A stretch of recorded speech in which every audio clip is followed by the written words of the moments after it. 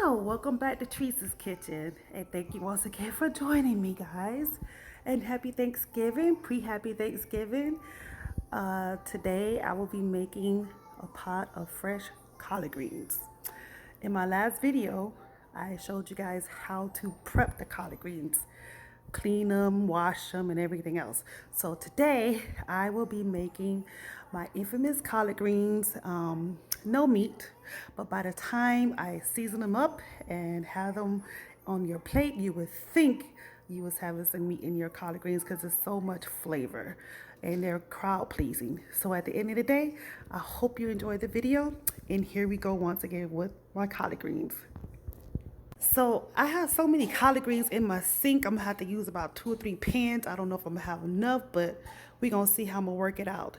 So that's the main ingredients, the collard greens. What I'm also gonna be putting inside of the collard greens, I have 3 different types of bell peppers. I have the green, the red, the yellow. They're all chopped up. Doesn't matter how big they're chopped up because they're all gonna cook down. I also have some jalapeno peppers that are here. I left them whole because once I put everything inside of the pot, it's just gonna cook down, along with my chopped yellow onions, big yellow onions. That's what's gonna go in the pot. And this is just some of my ingredients as far as seasoning. You can switch it up if you want to, but today we'll be using black pepper, my complete seasoning, the Old Bay seasoning. My secret ingredient to give it that robust flavor would be the chicken base, Knorrs Chicken Base, along with some red wine. People like to use vinegar, but I like to use the red wine vinegar to give it just a little twist, along with some salt to taste.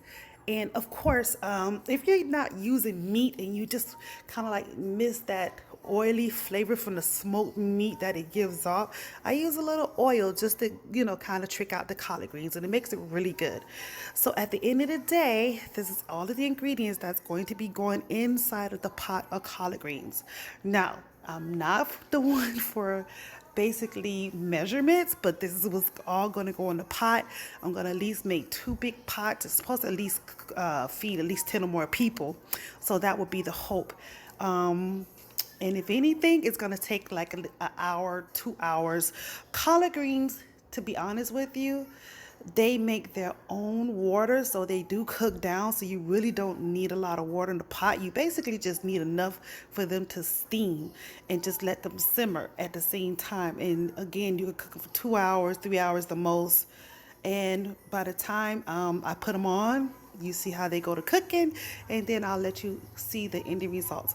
Once again, thank you for joining me, and I will be making Teresa's crowd-pleasing greens.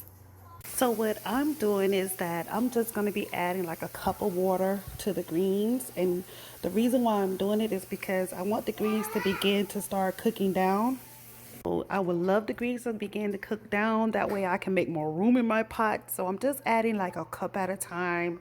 So when they go to boiling down, simmering down, I can just add more greens to my pans. And hopefully that'll work, and I'll just add more. So when I think I have enough room, I can add the rest of my remaining greens that I have in my sink. It's a whole heap of greens. I'll probably add another pot to it. But this is the plan right now. This is the goal. Okay, as we can see, this one is cooking up pretty fast. But I actually put the tops on so they can go ahead and steam down some more because I still have a lot of greens to go. Once they cook down a little more, I'm just going to continue to add the greens to the pot. And once I add the greens, then I can add all the vegetables and all the wonderful seasons and just turn it down and let it just simmer on its own. So as we can see, this pot pretty much cooked down almost halfway. That's what I say. Collard greens really hold a lot of water. So therefore, I can add more greens to the pot. I'm waiting on these other pots to steam. And it also has to do with the style of pot that you're using. That's why this one is cooking so fast too.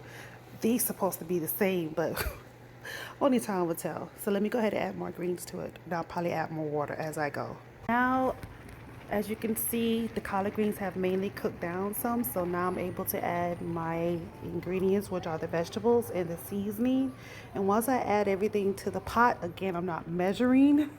I'm just gonna add everything, turn it down, and let it simmer. And notice I'm gonna get my tongs for a moment so you can see that, oh, sorry. You can see, you know, the water doesn't cover.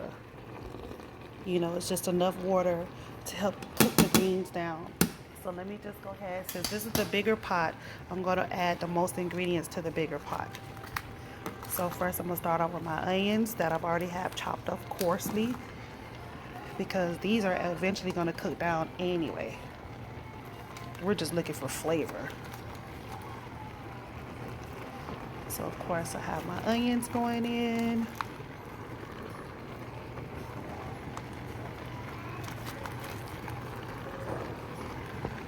And then I have my green bell peppers going in. And don't be stingy. You could put a whole pepper in it too, as a matter of fact. Put in some red peppers to give it a twist of flavor. I'm grabbing handfuls because it is a big pot full of greens. And it's gonna be full of robust flavor. So the next thing I'm gonna add is my seasoning. And for those of you who are doing keto, this is good for keto. So I'll be right back. Now what I'm gonna do is just toss everything together, turn the pot down, and just let it simmer until I think it's done. Earlier, I forgot to mention that I added this Sazon Goya seasoning. It's supposed to help with the flavoring of it. If you can't find that, I was looking for accent. Remember accent? It says it wakes up the flavor of the food.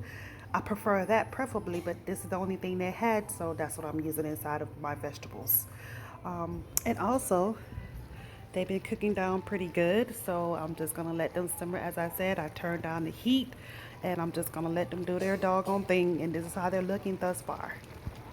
So here we are, about an hour and a half later or two, maybe. I'm not keeping up with the time, but these are the greens. They have cooked down tremendously.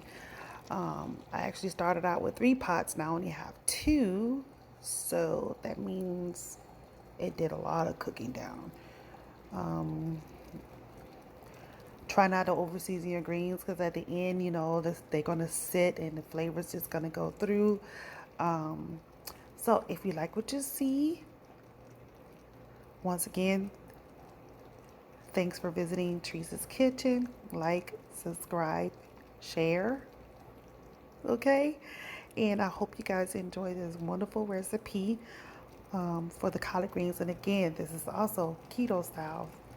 For those of you all who are into keto, no meat, but if you want to add meat, you're more than welcome. Your choice.